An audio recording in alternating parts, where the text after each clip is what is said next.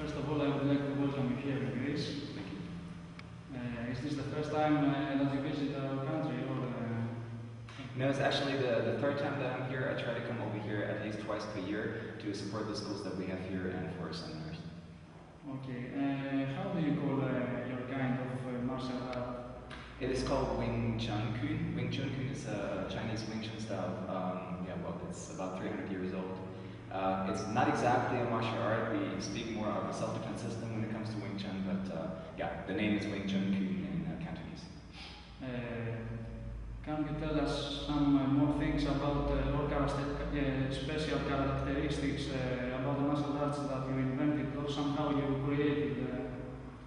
Yeah, definitely, of course. Well, first of all, Wing Chun, even though Wing Chun is a traditional system, obviously over the last decades and centuries, many changes have been made to adapt the system to the existing threats that are outside in the streets. Wing Chun is, when I say Wing Chun is not a martial art, by that I mean that we don't have any tournaments. It's a realistic self-defense system. We don't have any rules. The idea is just that there is somebody coming at you who's much stronger than you, much bigger than you, and you have to defend yourself within a split second. And then everything is about life and death scenario. So obviously, with the development in all the martial arts, or in the martial arts world, or in the development in gangs, when knives came to the point, or guns were brought into fights, the threat situation changed. Some kind of street fight. Exactly, and that's the whole thing, that you have to be able to deal with these kinds of threats as well, and Wing Chun actually offers this. So these are the changes that have been made over the last few years. Do you think that you need to be strong to exercise this martial art, or with your physical force you can defend yourself? Actually, I don't think you have to be strong at all. I mean, the system was invented by two women. The story goes that it was invented by two women in times of war in China. So they had to defend themselves against aggressors who wanted to rape them, for instance. And they obviously, with this, you cannot rely on strength. You cannot rely on strength. So they had to use technique. They had to use softness and cleverness of techniques. And this is also what is the main emphasis on Wing Chun. We do not try to forcefully defeat somebody, but it's more that we're working with the opponent's strength and not against it. This is why you don't need big muscles in order to escape the danger in the street. That's the idea, exactly. It's very nasty. Like I said before, there are no rules to it. But that's exactly the thing. If you only weigh a couple of pounds and then you have this big guy coming towards you, you cannot be fair. So we deal with strikes to the eyes, to the throat, everything that's to the neck, for instance, everything that's really lethal and that can amplify in no time. Okay. For how long have you been practicing this form? Wing Chun? For 20 years now. I've been involved in martial arts pretty much my whole life, but Wing Chun for the last 20 years. Okay. Can anybody or any type of body or age to practice this particular? Definitely, yeah. That's the good thing about it. We don't even have high kicks. The highest kick we have goes to the groin. So everybody who doesn't have a major injury, for instance, can learn it. We have students that are blind. We have students that are in a wheelchair, and they actually get taught of how to use these incapabilities that they have and to turn it into a strength. So that's the good thing about it. Yes, pretty much everybody can learn it. Okay. Well, what's the story about this whole art? When it was born, do you think? This became from Shaolin Kung Fu or something similar? Well, you see, that's the thing. It's not verifiable. There are legends about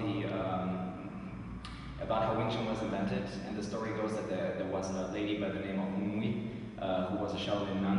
But if you take into consideration that women were not allowed in Chinese monasteries back then, Buddhist monasteries, then that's we're not sure about how right the story actually is. The thing is just that the first historically verifiable person was a couple of hundred years later. So it's been lost in time, unfortunately, so we can't really tell.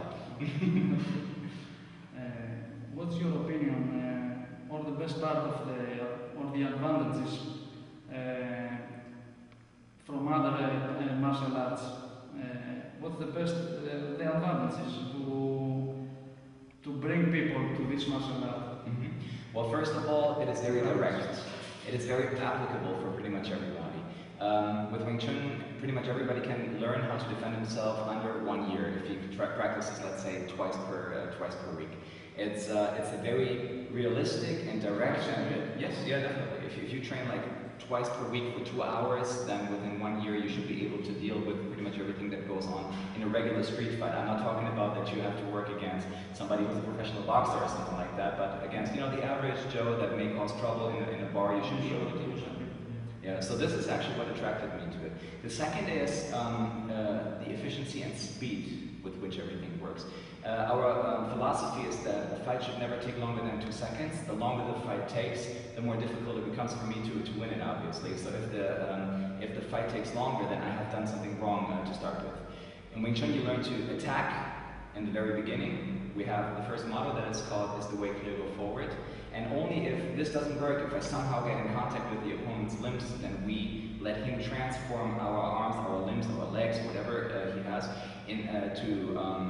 to use it against him, and then to create another gap, and then finish the situation. I think. A lot of things are about speed, even though speed this is what I like about it, but it's not the main component. You know, if you know a lot about timing and strategies, and Wing Chun is not a technique-based system, it's a principle-based system, and you rely on those principles, then you can actually, for a lack of speed, you can make that up, you can make it better with timing. Which other countries will you visit after Greece, and what is your future plan for this martial art? Right, well, my organization, Wing Chun International, is now in 14 countries, and, well, after this, let me see. I'm going to Germany from here, I'm going to the United States, to Puerto Rico, Spain, Scotland is on the agenda. We have our international summer camp coming up next week with participants from 12 countries. We're exploding right now, we're developing like crazy, and I love it. So my life at the moment looks like this, that during the week I'm at home, and on the weekend I'm on an airplane to some beautiful place like Greece. To seminars. Thank you very much. You're very welcome. Thank you. Really welcome.